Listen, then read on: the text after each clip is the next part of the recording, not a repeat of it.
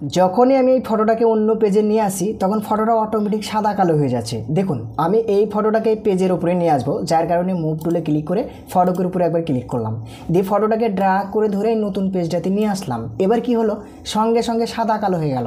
এবার কেন হলো দেখুন বন্ধুরা, আমার একটা ভাই কমেন্ট করেছিল যখনই আমি কোনো ফটোকে মুভ করে অন্য পেজে নিয়ে যাচ্ছি সঙ্গে সঙ্গে ফটোটা সাদা কালোতে কনভার্ট হয়ে যাচ্ছে। এটা কেন হচ্ছে আমি আপনাকে দেখাচ্ছি, তো অবশ্যই আপনি ভিডিওটা সম্পূর্ণ দেখবেন। দেখুন বন্ধুরা, আমি ধরে নিন এই ফটোটাকে প্রিন্ট করব, মানে আমার পুরো রেডি হয়ে গেছে পাসপোর্ট সাইজ হয়ে। এবার আমি প্রিন্ট করব, তো প্রিন্ট করার জন্য কি করতে হবে, একটা নতুন পেজ নিতে হবে। তো যার কারণে ফাইল অপশানে একবার ক্লিক করতে হবে, দিয়ে নিউ অপশানে ক্লিক করে দিতে হবে। এইখানে ক্লিক করার পরে এরকম ধরনের একটা পেজের বক্স চলে আসবে। এবার এখান থেকে কী পেপারে প্রিন্ট করবেন সেটা এখান থেকে সিলেক্ট করবেন। তো আমি আপনাকে দেখানোর জন্য 4/6 সিলেক্ট করলাম। 4/6 সিলেক্ট করার পরে আপনি উপরের দিকে ডান দিকে লক্ষ্য রাখুন, ওকে বলে লেখা আছে, ওকে লেখাটায় ক্লিক করে দেবেন। এইখানে ক্লিক করার পরে আপনাকে পেজটা দিয়ে দেবে। এবার আপনি এই ফটোটাকে পেজে নিয়ে যাওয়ার জন্য মুভ টুলে ক্লিক করবেন, দিয়ে ফটোকের উপরে ক্লিক করবেন, দিয়ে ড্র্যাগ করে ধরে পেজের উপরে নিয়ে আসবেন। এবার দুঃখের বিষয় সঙ্গে সঙ্গে কালো হয়ে যাচ্ছে। কালো কেন হয়ে যাচ্ছে, সাদা কালো কেন হচ্ছে? ফটোটা তো কালারিং ফটো, তাহলে পেজে যখন নিয়ে আসছি তাহলে কালারভাবেই তো আসবে, তো সাদা কালো কেন হচ্ছে? এবার আমি আপনাকে সমাধান দেখাচ্ছি, তো মন দিয়ে দেখবেন। ধরে নিন এই ফটোটা ফুল রেডি হয়ে গেছে। এবার আমি ফটোটাকে প্রিন্ট করব, তো কি করতে হবে, উপরে ফাইল বলে যে অপশানটা দেওয়া আছে কোনাতে, এই ফাইল অপশানে একবার ক্লিক করতে হবে। এইখানে ক্লিক করার পরে সর্বপ্রথম যে অপশানটা দেওয়া আছে নিউ, এই নিউ অপশানটায় একবার ক্লিক করতে হবে। এইখানে ক্লিক করার পর এরকম ধরনের নিউ পেজের একটা আপনাকে বক্স দিয়ে দেবে। এবার আপনি নিচের দিকে লক্ষ্য রাখুন, এইখানে লেখা আছে প্রেসেড সাইজ। এবার আপনি যে পেপারে প্রিন্ট করবেন সেই পেপারটা এখান থেকে সিলেক্ট করবেন।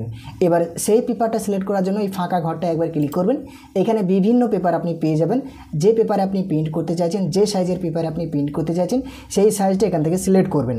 তো আমি আপনাকে দেখানোর জন্য এখান থেকে 4/6 সিলেক্ট করলাম। এবার সাদা কালো কেন হয়ে যাচ্ছে দেখুন, আপনি নিচের দিকে লক্ষ্য রাখুন, দেখুন লিখেছে মুড। মুডের পাশে কী লেখা আছে এখানে, গ্রে স্কেল। তো গ্রে স্কেল মানে সাদা কালো অটোমেটিক হয়ে যাবে। তো পেজটায় যদি আপনি সাদা কালো নেন তাহলে যে কোনো ফটো ওই পেজের উপরে যদি নিয়ে আসেন তাহলে সেই ফটোটা তো সাদা কালোভাবেই আসবে, তাই না? তো এটাকে আপনাকে প্রথমত কালারিং করে নিতে হবে। তো এই মুড অপশনের পাশে যে ঘরটা দেওয়া আছে দেখুন লিখেছে গ্রে স্কেল, এখানে ক্লিক করবেন। এইখানে ক্লিক করার পরে দেখবেন এইভাবে বিভিন্ন অপশন চলে আসবে বা অনেক লেখা চলে আসবে। আপনি যে অপশানটায় ক্লিক করবেন সেটা হচ্ছে RGB কালার। দেখুন এখানে লেখা আছে RGB কালার। তো RGB কালার মানে আর দিয়ে হচ্ছে রেড, জি দিয়ে হচ্ছে গ্রিন, আর বি দিয়ে ব্লু, মানে রেড গ্রিন ব্লু। তো আপনি এটা RGB কালারে সিলেক্ট করে আপনি উপরের দিকে লক্ষ্য রাখুন, ওকে বলে লেখা আছে, ওকে লেখাটায় একবার ক্লিক করে দেবেন। এখানে ক্লিক করার পরে পেজটা আপনাকে দিয়ে দেবে। এবার আপনি পেজের উপরে মাউসের বাঁ দিকের সুইচে প্রেস করে ধরে ডান দিকে নিয়ে আসবেন।